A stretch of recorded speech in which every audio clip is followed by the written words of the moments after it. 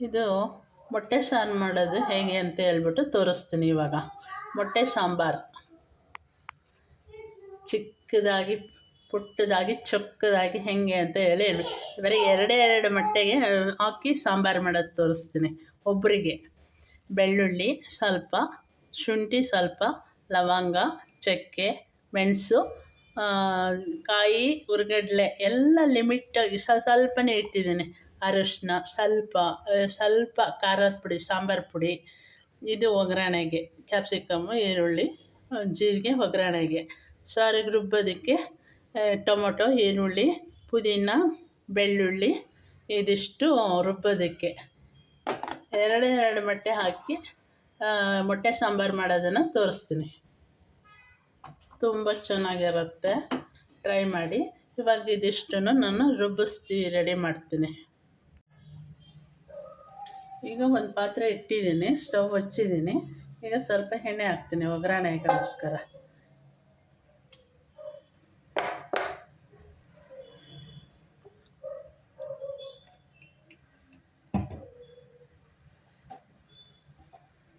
ಇದಕ್ಕೆ ಸ್ವಲ್ಪ ಜೀರಿಗೆ ಇಟ್ಕೊಂಡಿದ್ದಲ್ಲ, ಆ ಜೀರಿಗೆನ ಹಾಕ್ತಾಯಿದ್ದೀನಿ.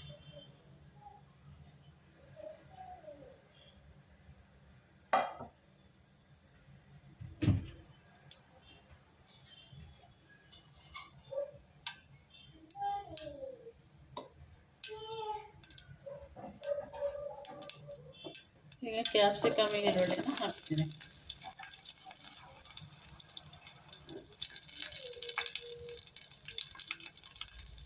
ಒಂದು ಚಿಟಿಕೆ, ಅದು ಒಬ್ಬರಿಗೆ ಮಾತ್ರ ಮಾಡ್ತಾಯಿದ್ದೀನಲ್ಲ, ಒಂದು ಚಿಟಿಕೆ ಅಷ್ಟು ಹಿಂಗೆ ಹಾಕ್ತಿದ್ದೀನಿ.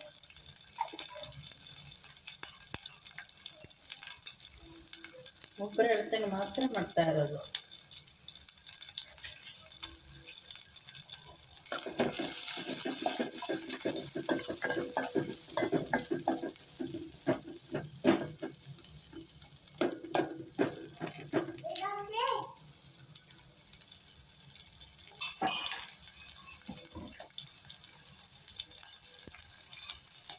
ಇವಾಗ ರುಬ್ಬಿಸಿರೋ ಅಂಥ ಖಾರನ ಹಾಕ್ತೀನಿ. ಇದು ಖಾರ ಸ್ವಲ್ಪ ಟೈಮು ಬೇಯಬೇಕು, ಹಂಗೆ ಬೇಯ್ತಾ ಇರಲಿ. ಇವಾಗ ಸಾಂಬಾರು ಕುದೀತಾ ಇದೆ. ಈಗ ಸ್ವಲ್ಪ ಅದಕ್ಕೆ ಎಷ್ಟು ಅಳತೆ ಬೇಕು ನೋಡಿಕೊಂಡು ಸಾಲ್ಟ್ ಹಾಕಬೇಕು. ಮೋಸ್ಟ್ಲಿ ಎಷ್ಟು ಬೇಕಾಗುತ್ತೆ ಎಷ್ಟು ಹಾಕ್ತಾಯಿದ್ದೀನಿ. ಇವಾಗ ಅದನ್ನು ತಿರ್ಗೋಣ ಹೆಂಗೆ ಅಂತೇಳಿ. ಹೆಂಗಿದೆ, ಸ್ವಲ್ಪ ನೀರು ಹಾಕ್ಬೋದಾ, ಗಟ್ಟಿ ಇದಾ ಅಂತ ನೋಡೋಣ. ಸ್ವಲ್ಪ ಗಟ್ಟಿ ಇದೆ, ನಾವು ಸ್ವಲ್ಪ ನೀರು ಹಾಕ್ಬೋದು.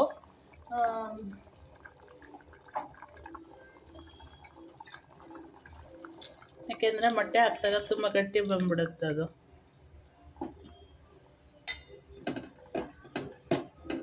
ಓಕೆ, ಈ ಅದು ಇದ್ದರೆ ಸಾಕು. ಇದು ಒಬ್ಬರಿಗೆ ಮಾತ್ರ ಮಾಡ್ತಾ ಇರೋದು. ಇವಾಗ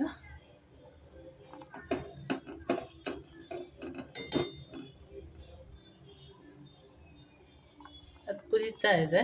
ಈ ಮೂಮೆಂಟಲ್ಲಿ ಮೊಟ್ಟೆ ನೋಡ್ದು ಹಾಕೋಣ.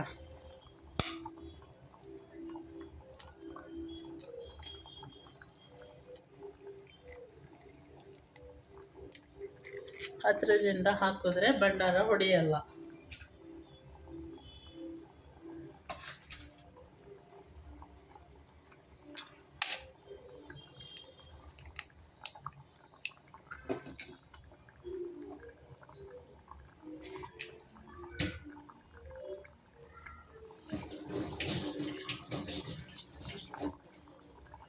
ಇವಾಗ ಅದು 2 ನಿಮಿಷ ಹಂಗೆ ಬೇಯಿಸ್ಬೇಕು. ಮೊಟ್ಟೆ ಬೇಯಬೇಕಲ್ಲ, ಅದನ್ನು ಮುಚ್ಚಿ ಬೇಯಿಸ್ಬಿಡೋಣ. ಈಗ ನೋಡಿ, ಮೊಟ್ಟೆ ಸಾಂಬಾರು ರೆಡಿ ಇದೆ. ಒಬ್ಬರ ಅಳತೆಗೆ ಆಗೋಷ್ಟು ಮಾಡಿರೋದು, ಬರೀ ಎರಡು ಮೊಟ್ಟೆ ಹಾಕಿ. ಈ ಮೊಟ್ಟೆ ಮೊಟ್ಟೆ ಥರನೇ ಹಿಂಗೆ ಎತ್ಕೋಬೋದು. ಒಬ್ಬ ವ್ಯಕ್ತಿಗಾಗುವಷ್ಟು ಸಾಂಬಾರು ಅಷ್ಟೇ ಮಾಡಿರೋದು. ಈ ಥರ ಮೊಟ್ಟೆ ಸಾಂಬಾರನ್ನ ಅರ್ಜೆಂಟಿಗೆ ಬೇಕು ಅಂದರೆ, ಒಬ್ಬರು ಇರ್ತೀರಾ ಅಂತಂದರೆ ಈ ಥರ ಪ್ರಿಪೇರ್ ಮಾಡ್ಕೊಳ್ಳಿ ಮೊಟ್ಟೆ ಸಾಂಬಾರನ್ನ. ಹೆಚ್ಚು ಖಾರನೂ ಬೇಡ, ಯಾವ ಇದು ಇಲ್ಲ, ಎಲ್ಲ ಕರೆಕ್ಟಾಗಿದೆ ಮೆಸರ್ಮೆಂಟು.